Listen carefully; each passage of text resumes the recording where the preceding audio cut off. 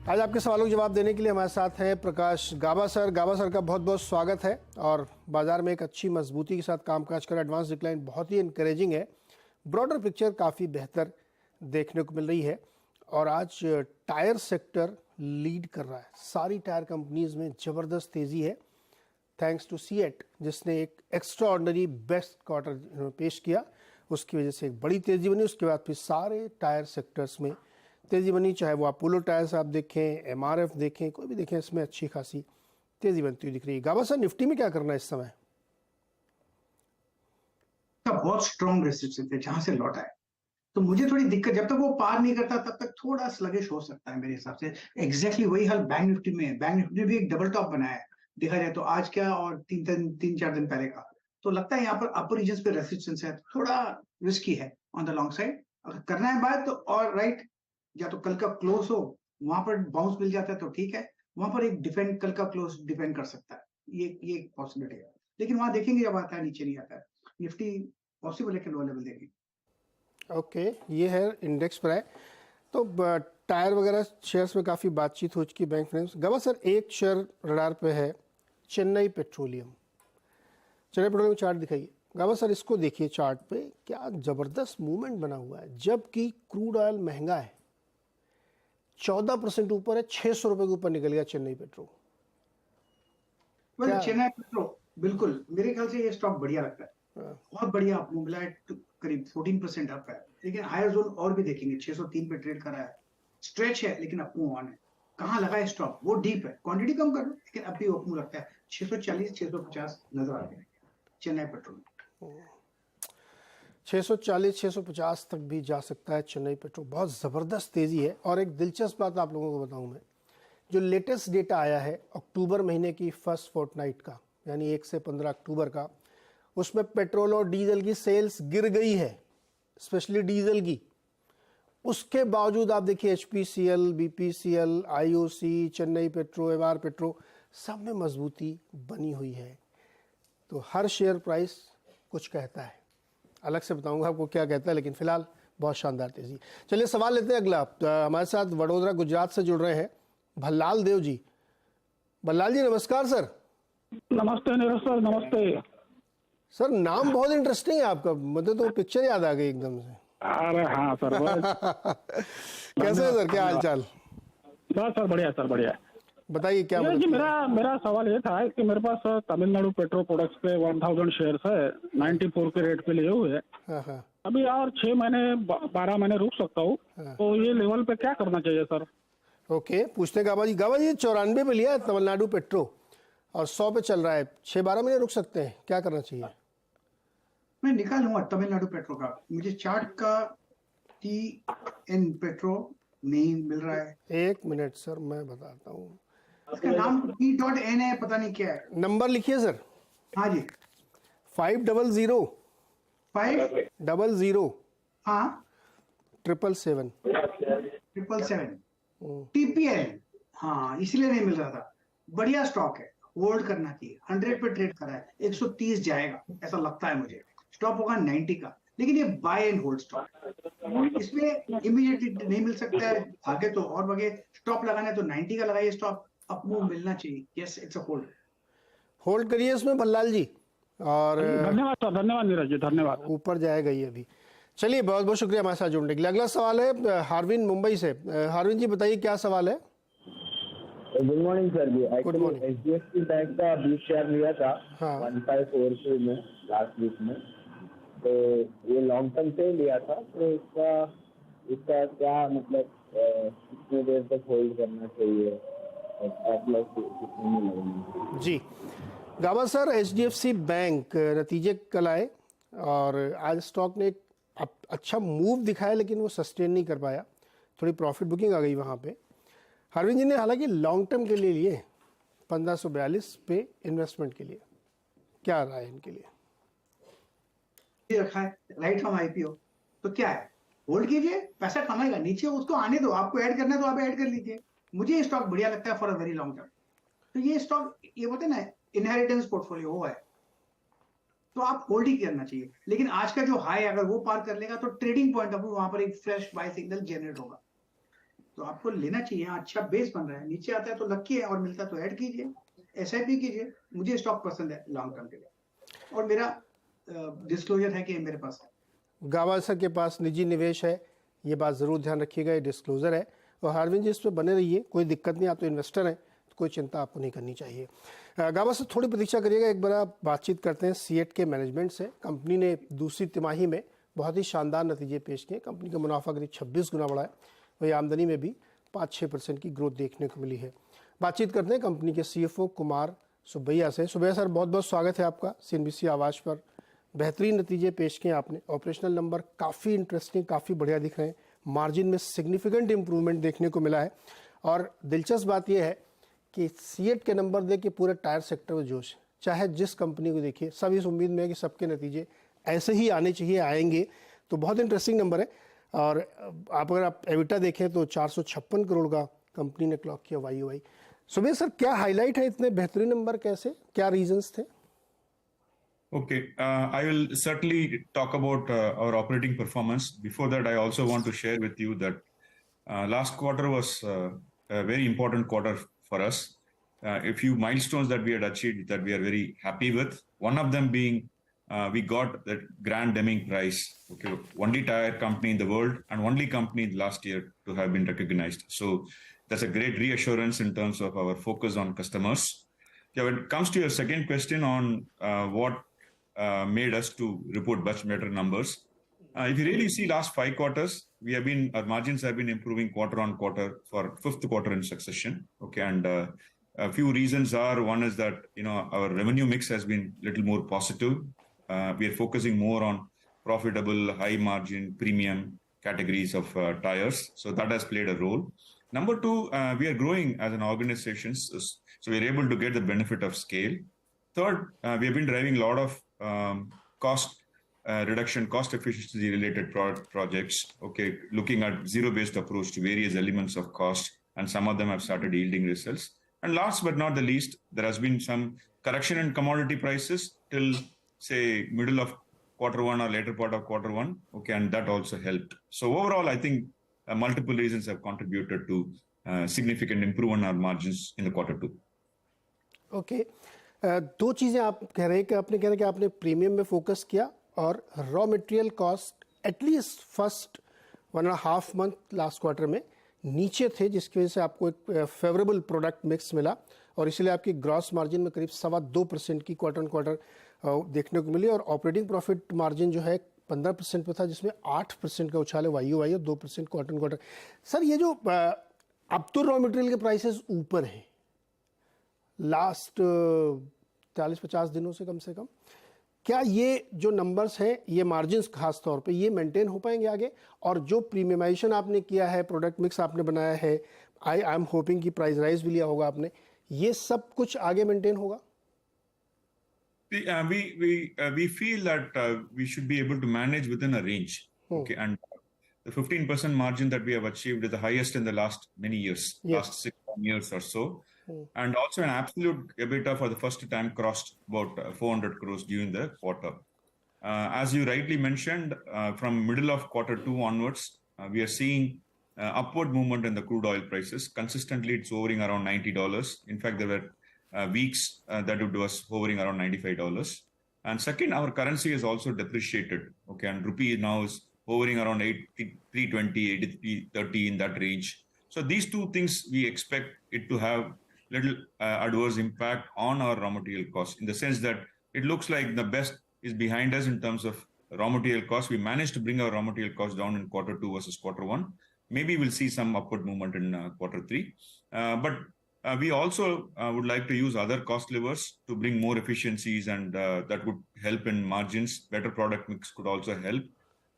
Within the range, maybe we'd like to operate. Difficult to say whether we'll be able to sustain 15% margin in quarter 3, considering increase in raw material costs, but it should be within a range. What will be the range? I think the range would be 13% plus or minus 1 to 2% is the range at which. And you mentioned some other levers to reduce the cost. What are those? Sorry, I didn't hear your question. What are other levers you are mentioning will reduce the cost? No, there are other levers. Look, we're continuously working on it. We are looking at, improving the profitability of some of our older plants, where we were losing money. We are also looking at efficiencies in supply chain. We're looking at more efficiencies in the procurement space, overall operating expenses. These are some of the things that would contribute. And we continue to work on factory efficiencies, particularly bringing down the scrap, reducing the energy cost through various measures. Sir, आपने इस समय what is your current debt and how much you have reduced in last quarter? This is again a good story. For the last 3 quarters, we have been reducing our debt. In the quarter 2, our debt came down by about 103 crores gross debt, and similar level in quarter 2 also. And in quarter 4 of the last financial year also, you would recall we reduced it by about 250 crores. So it's about 450 crores in the last 3 quarters. And what was the capex in Q2? See, capex was about close to about 170 crores in quarter 2, and we spent about 220 crores in quarter 1. So it's about 390 crores is what we have spent in the first half of the year. So मेरे sir एक last question, मुझे ये बताइएगा कि अभी हमने थोड़ी देर पहले मेंशन किया, एक रिपोर्ट भी है ये कि जो फर्स्ट फोर्टनाइट है अक्टूबर की, उसमें फ्यूल सेल्स गिर गई है, स्पेशली डीजल की, जबकि इस महीने में गिरनी नहीं चाहिए. जुलाई में गिरती है बिकॉज ऑफ मॉनसून. अगस्त में थोड़ा इम्पैक्ट रहता है, लेकिन ये एकदम फेस्टिवल के पहले आके वो गिरी है. मैं ये नहीं कह रहा हूँ कि ये कोई ट्रेंड है, ये मे बी वन ऑफ. इसके साथ ही मैं अगर सीवी सेल्स को भी जोड़ दूँ, इसमें कोई ट्रेंड, कोई कंसर्न आप देख रहे हैं? See, we are not seeing any concern. Normally, quarter 3 is our lowest revenue quarter among the 4 quarters. So therefore, in general, we are a little prepared for it. We are not seeing that kind of a decline in our tire sales in the first 2 weeks of the current month. Okay, and we hope festive season would go well, and we would be able to get some growth year on year. That's what we are looking at. But we are not really unduly worried about what has happened in overall in the first 2 weeks. And as that impact on our own sales has been very marginal. First half का EPS है 87 rupees, जो कि पहले काफ़ी कम था. तो बहुत extra ordinary number company ने पेश किए, कमेंडेबल है सर, बहुत शुभ बधाई आपको इसके लिए. लेकिन ये कहना फेयर होगा कि इतना हाई मार्जिन शायद मेंटेन नहीं होगा. 1-2% हियर एंड देयर, 13% होगा जो आप कह रहे हैं. और इसको मेंटेन करने के लिए कॉस्ट के जो दूसरे तरीके हैं रिड्यूस करने के, सप्लाई चेन इंप्रूवमेंट करना, ऑपरेटिंग लेवरेज का, वो सब आप करेंगे जिससे नंबर्स मेंटेन हो पाएंगे. Right sir? Yes, absolutely right. Thank you so much, sir. Thank you so much and congratulations and best wishes for the next quarters. Thank you. Nice talking to you. Thank you. CEAT एक बहुत ही शानदार number, और इतने शानदार number कि पूरे sector के tyre कंपनियों की स्टॉक्स में तेजी आ गई है. बहुत बेहतरीन नंबर कंपनी ने पेश किया, डेट रिडक्शन भी किया है. छोटा सा एक ब्रेक लेते हैं, वापस आते हैं, फिर चर्चा शुरू करते हैं.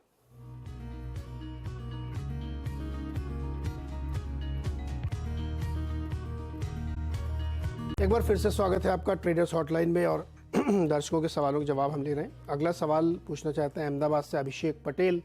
अभिषेक जी बताइए क्या सवाल है. हाँ सर, मेरे पास एस्कॉर्ट्स कुबोटा लिमिटेड है 66 के रेट से 145 से.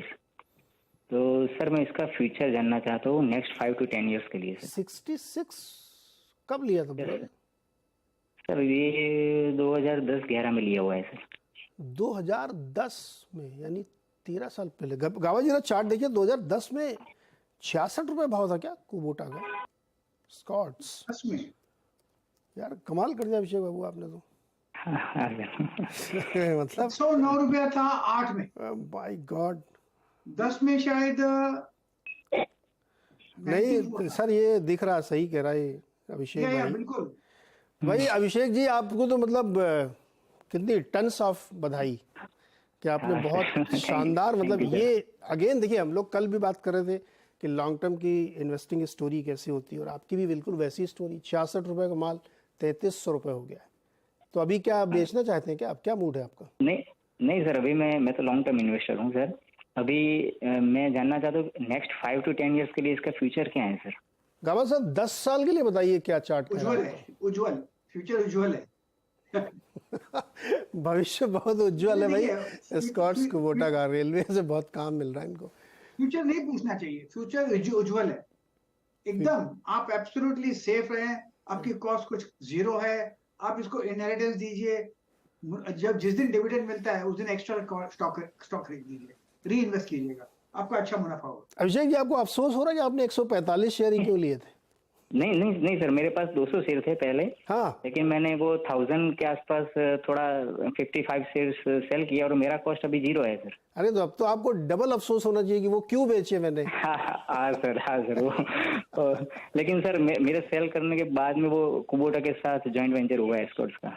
हाँ, वो तो खैर अभी बहुत आपसे पूछना चाहिए, रिसेंट हुआ है, 1-2 साल पहले। हाँ सर। जी अभिषेक जी, चलिए फिर इसको आप होल्ड करिए सर। कंपनी बहुत ही स्ट्रांग है, इसमें कोई शक नहीं है, बहुत ही स्ट्रांग कंपनी है और इसके जो भी बिजनेसेस हैं अलग अलग सेगमेंट में जो काम करते हैं बहुत मजबूती से काम करते हैं। आपको कोई चिंता की ज़रूरत नहीं है, आपको तो वैसे ही फ्री के शेयर है, पड़े रह दीजिए, हो सकता है यहाँ से 5 या 10 हज़ार भाव हो जाए। तो बहुत बधाई आपको, आपने एक बेहतरीन ट्रेड लिया है। अगेन ये लॉन्ग टर्म की स्टोरी है कि आप शेयर अगर ले के रखते हैं और अच्छा बिजनेस समझते हैं तो आपको इस तरीके के रिटर्न्स मिल सकते हैं। चलिए अगला सवाल है मनीष शुक्ला का, कानपुर से। मनीष जी बताइए। सर मेरे पास डीवी स्लैब है 10 3438 के रेट से और दीपक नाइट्राइट है 20 1986 के रेट पे। ओके, हम डीवी स्लैब से निकल के सीडीएसएल में पैसा डालना चाहते हैं, तो क्या ठीक रहेगा? और दीपक में क्या करना चाहते हो? दीपक पे सर अभी होल्ड करना चाहते हैं, अब आप जैसा सजेस्ट करें। गावा सर एक एक लेते हैं पहले। डीवीज लैब में 10 शेयर लिया है 3438 के भाव पे, अब ये चाहते हैं कि इसको बेच के सीडीएस से ले लिया जाए, क्या राय है आपकी? वेल डीवीएस लैब मुझे स्टॉक तो पसंद है क्योंकि जो लो देखा हमें डीवीएस लैब का 3000 के आसपास वो बॉटम आउट है, यहाँ से अप मूव मिलना चाहिए। मुझे लगता है 4500 से 4800 ये एक जोन है, वहां तक जाना चाहिए, तो ये तो ऊपर जाएगा ही जाएगा। इसमें निकाल कर आपको सीडीएस में डालना है, और दूसरी बात है उसकी बात करते हैं। और दूसरा स्टॉक जो कौन सा बताया इन्होंने? दूसरा दीपक नाइट्राइट 1986। ये स्टॉक भी बहुत ही बढ़िया है।